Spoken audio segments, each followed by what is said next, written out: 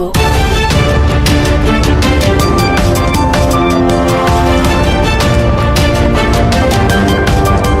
দুর্ঘটনা ও বিশৃঙ্খলা এড়াতে ফিটনেসবিহীন গাড়ি নির্মূলের বিকল্প নেই। বিপদয় দুর্ঘটনা এবং সড়ক বিশৃঙ্খলা এড়াতে ফিটনেসবিহীন বাসের নির্মূলের বিকল্প নেই। আমরা দেখতে পাচ্ছি যে ঢাকা শহরে দিন দিন ফিটনেসবিহীন বাস বেরিয়ে চলছে। এইসবের কারণে মানুষের জীবন ঝুঁকি এবং যানজট বেরিয়ে চলছে। 2023 সালের জুন মাসে একটি প্রতিবেদনে আমরা দেখতে পাই যে 75টি বাস মালিকের পারমিশন রয়েছে, যার ভিতরে 3974টি বাস রয়েছে। তার ভিতরে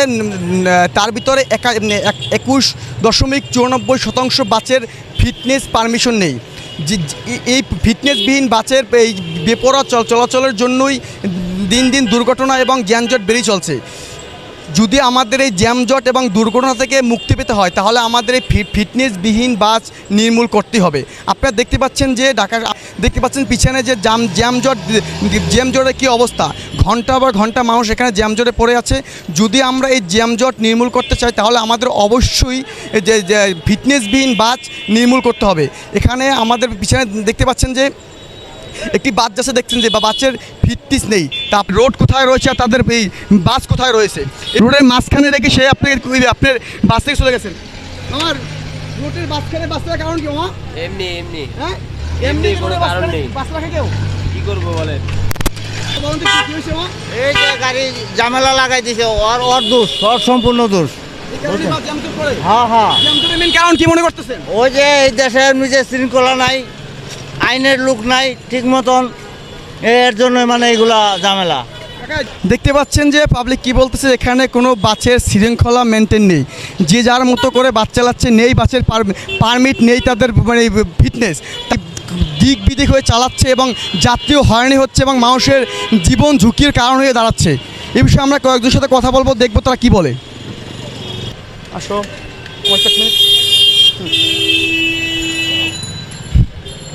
মামা, এই জ্যামজটের কারণ হিসেবে কি বলতে বুঝতেছো তুমি? জ্যামজট কেন করতেছো মা, কি বুঝতেছেন আপনি?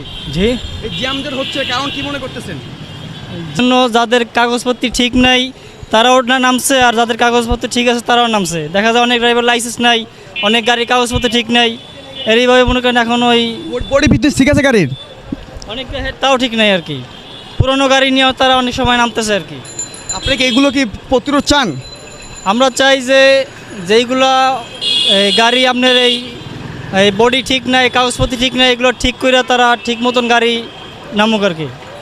যে জ্যামজটের কারণ হিসেবে কি দেখতেছেন?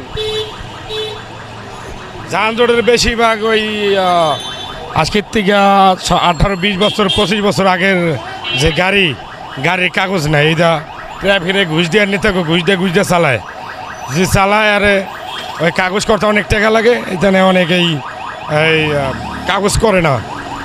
বেশিরভাগ এখানে লাভবান হয় ট্রাফিক ছাড়তে না নেতারা, আর বেশিরভাগ হইলে এখানে রেগুলার গাড়ি আছে না, যাত্রাবাড়ি রেগুলার আর বাবুবাজার রেগুলার গাড়িগুলান 25 বছর 30 বছর আগের গাড়ি, একটারও কাগজ নাই। আর ওইটা ওই যে পাঞ্চার আছে না মেশিনগুলো শব্দ হয়, বাসে পাওয়া যায় না, গাড়িতে পাওয়া যায় না। চাই মানে একটারও কাগজ নাই, যেটা কাগজ নাই এটা লাইনে বাদ দিয়ে দেওয়ান ভালো। নতুন করে কাগজ করবে, রং করবে, নতুন করে এই করবে, এবার লাইনে নামাইব। সব গাড়ি জব্দ করা উচিত। তার মানে আপনি যাত্রীর সাথে কথা বলেছে, জানতে পারলাম পথচারীর সাথে যে ফিটনেসবিহীন গাড়ি হচ্ছে বর্তমানে জ্যামজটে ঢাকা শহরের প্রধান কারণ। আমাদের রাস্তায় আমরা চলাচলে দেখি যে ফিটনেসবিহীন অনেক গাড়ি আছে যেগুলো লক্কর শব্দ হয়, তারপরে আপনার কালো ধোঁয়া ছাড়ে। এটা আমাদের পরিবেশ দূষণের জন্য খুবই ক্ষতিকর।